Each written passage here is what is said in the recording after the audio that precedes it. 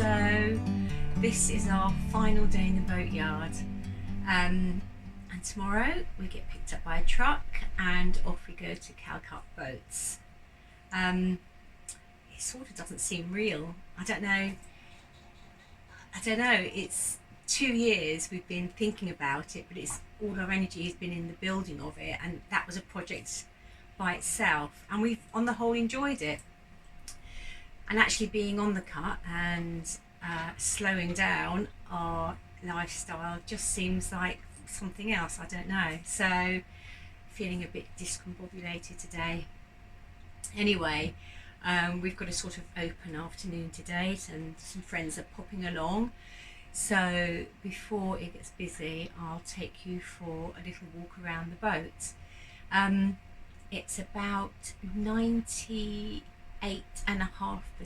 finished. There's a few tiny bits that just need finishing off, and there's a couple of bits that we want to redo because they were done in a rush at the end and they're not up to our standard. But really that's just a couple of doors here and there, and no doubt once we've lived on it over the summer then we'll have a little list next autumn winter of things that we want to change. But for the moment it's done, it feels nice, we're still sane, and as I said, we have basically enjoyed it. So here we go. As you probably all know by now, she's a 57-footer made by XR&D, and she's very bright.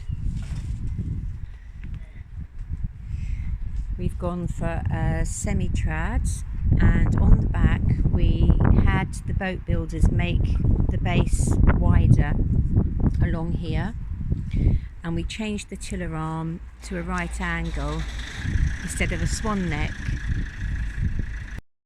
And the reason for that was so that we can get our bikes on the back here, one in front of the tiller arm and one behind, without having to weld a bike rack on, and it looked tidy. So moving on to the boat, we've got our gas lockers, although we don't have gas, so we've got loads of storage room here, and in fact this one is still full of all the different coloured paint that I used, so that I can touch up the stripes as we go along. 3 large solar panels, and we've taken our chimney down as well. We suddenly remembered that better come down before the lorry trucks us off tomorrow. Moving inside, we've got our hat cupboard, and then all of the battery system is down there. There's our lithiums, and in here are all these things, all done very neatly with a lot of help from Graham of the 12-volt boating group, and Henry, who in a former life has done lots of electronics anyway. And then our broom cupboard, which we will come back to. We don't like those doors, but they just tidy it up for the moment. And then we've got the kitchen, nice and bright. We've got an induction hob, which it's a 3 kilowatt induction hob made by Bosch. It's the only one you can get, which is low kilowatts. Most of the others are around 7, I think, so this one is perfect. We can't have all of the rings on full power, but we can have 3 on at low power or 2 on at mid power. I've got an ordinary electric oven and lots of very full up pull out drawers, and then tons of room under the sink for rubbish, because I know we're going to have to carry it until we can find places to get rid of it.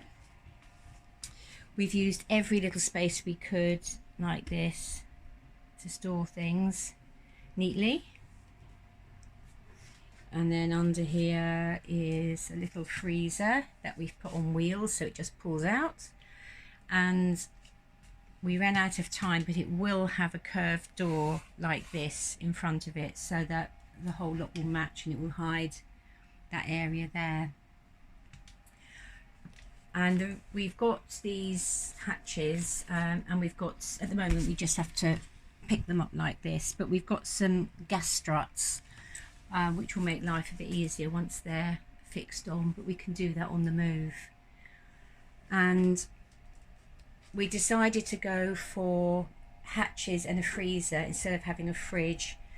You know, because we're off grid, we can't have, and we haven't got gas, we can't have tons of things using the electric system. So I would much rather have a freezer, buy food from farm shops and things like that, butchers, store it in the freezer and then defrost down in the hatches when we need it. And in here we've got a carousel that came out of the kitchen of our house in Brighton, so we get tons of storage on there. And we've got a copper storage system up here, and I found this the other week, and it's an Italian earthenware set of pots, and I love it, and it just sits so nicely at the end of the counter there. And we've put in some mirrors to reflect light back. You can see, looking down the boat, how light it is. We've got two hatches, well, a Houdini hatch and a skylight down there, big windows, and everything's painted, so it's a really light boat. Here we've got the dinette built up on a step so that we've got... It has vastly changed. Oh, that was a sudden stop yesterday as everyone arrived, so it's the next morning now, and with a slight Prosecco head I shall continue the walkthrough of the boat. So I think I was at the dinette, and this has got two big benches with loads of storage underneath, so all of our tools are being kept in this one, so we've got room for quite a few. And then all the bedding for the spare beds is in that one, and this table drops down and makes a small double. And then we've got our side hatch there, and then I wrestled some sticky back plastic onto a map yesterday so we can see where we're going and where we want to go. And then we come into the salon, and we've got this really fantastic little cabinet that we picked up at a vintage store in Rye, just perfect for a coffee table and stuff. Some nice pieces on the wall. That's by Francis Bloomfield.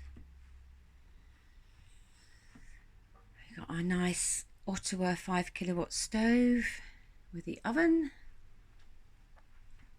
Some more art on the walls.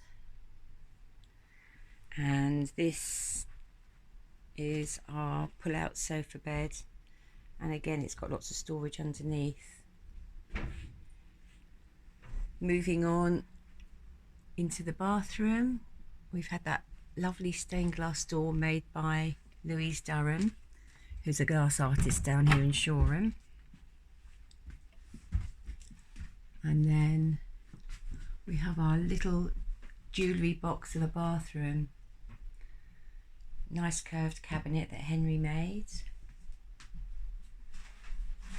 Nice lights by Lizzie Lee. Glass tiles everywhere. And the pièce de résistance is our little bath with a shower overhead. And I know some people think it's a bit of a luxury having a bath on a boat, but it's a small one. I like baths, and when we have a shower we can collect the warm water do a bit of hand washing in it. So win-win, I think. Then on into the bedroom, and we've sacrificed most of the bow to make the bedroom with a big king-size bed in it, because after all you do spend a lot of time in bed. We still have a small area out the front that we'll be able to sit in with a cup of tea in the morning, and we've got some nice shelves at the bottom of the beds and nice big wardrobe space. And this is with all our stuff on, and we've still got space over, which is amazing really. A wardrobe on this side, and a nice big drawer under the bed for other stuff, probably dirty washing, and lots of storage under the bed. And what we've done is to have 2 single mattresses, so that we can pop one on top of the other to access anything that we need under the bed.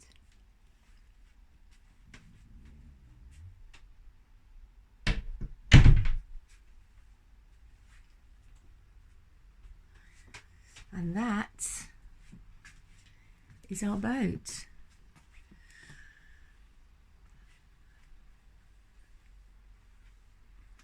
And I hope this is as tidy as we'll be able to keep it. We'll see. And now we're just waiting for the truck to arrive to pick us up. So that will all be on the next video. And the next adventure begins. See you on the next video. Bye.